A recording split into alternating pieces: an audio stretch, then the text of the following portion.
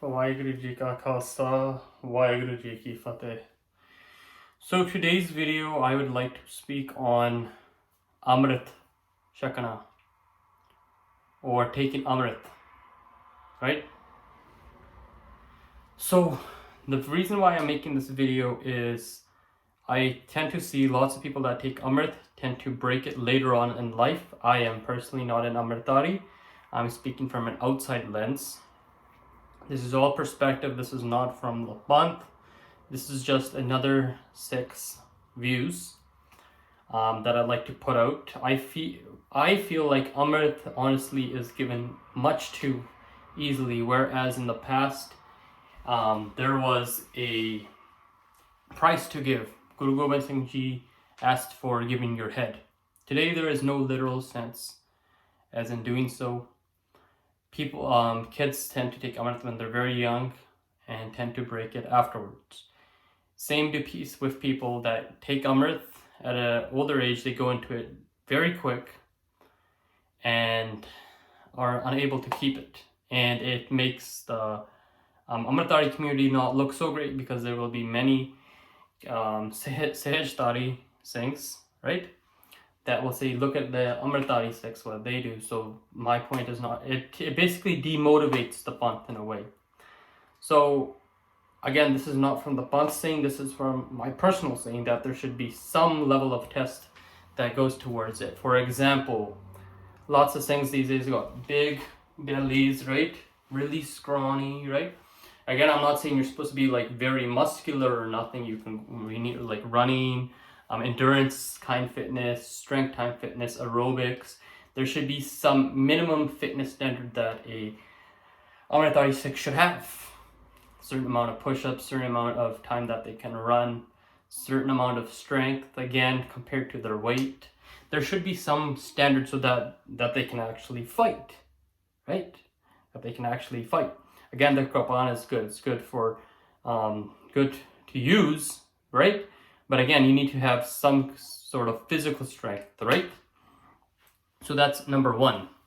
Number 2 that I would say is when the Sikh is about to take Amrit, that there is a spiritual gaze from the Panch Pyare that they all agree on, that this person is ready, right? There are certain tests that they have that the panth can create, right? And these 5 people must be people that do not know the Singh personally. That's also the thing. So there's no favoritism. So the Panch Pyare look, this person's ready, and the Amrit is granted to the Sikh. All right. Number 3, what I would suggest is, again, this probably won't happen, but it's just a suggestion. You never know if this video could go out. And it'd be great, but this is just from a personal Sikh's perspective, right? Number 3 is that the Sikh has been giving 10% of for a while, right? 1 year of 10% of their income, their earnings. They give it towards donations, charities, homelessness, to help out their community around them, right? Seva doesn't only have to be in the Gurdwara, it can be outside as well, right? So 10% of the donation should go towards fundable causes, right? Positive causes, right? That's another one, right? And to be honest, I have been asked to take Amrit quite a few times, right? But personally, what I'd like to say is I'm just not ready yet. I do not feel like I am deserving enough. I feel like if I were to walk towards taking Amrit, I would have second guesses. You don't want to do that. You want to be fully ready. That's why there should be minimum requirements of how an amritdhari Sikh should be. Number 4 is not that the person has just become drug dealer, goes to Sikhi, has been an alcoholic, druggie, just left me, just started keeping their case. Maryada should be followed for 3 years, or whatever the panth decides, right? 3 years of keeping, no cutting hair, not having kutta meat, right, which is halal meat. 3 is not taking intoxicants to get drunk, to get high, and 4 is not having sex without marriage, right? That should be right? That's the Bujakrets, right? Somebody has 3 years, they should follow it, right? That's a commitment then. You stay 3 years, that's a commitment. That's very important because people take Amrit and then they're not able to stay away from these certain things and they go back to, and then the Amrit breaks, right? Sure, some people click right away, but I know lots of people that have taken Amrit, many, and later they break it, right? So that's also another one.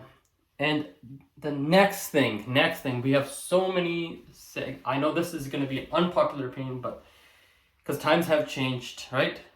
I feel a Sikh must at least be of 18 years of age to take Amrit. I have seen too many kids that are amritdhari at a young age, and once they take Amrit, right, many young Sikhs, they tend to leave it, right? And to be honest, the mind is not mature. That's when the child is 18. That's when the mind fully develops. They can make the choice. So the person should be at least of 18 years of age. I know some people get when they're born, they're a young age, right? But to be honest, lots of kids, even if they want to take Amrit, they learn about it too much. They are still a kid. They're still gonna go through their teen years. They'll still slip. So I feel 18 is a reasonable age. Even 20 if they want to push it that far. So I feel like those are my strong recommendations because I honestly feel like Amrit is given too easy. Especially I feel in this sense, if there was a test involved, more people would be working towards being fit, being more spiritually intact, giving out more donations, trying to follow their Maryada, work up to it, right? Otherwise, it is taken too lightly, I feel. And that's my final saying on it. And I'd like to conclude there. I hope if I said anything wrong, Waheguru maafi karo, sangat maafi kar sakde hai. I hope you guys are forgiving. And I'll conclude there. Waheguru Ji Ka Khalsa, Waheguru Ji Ki Fateh.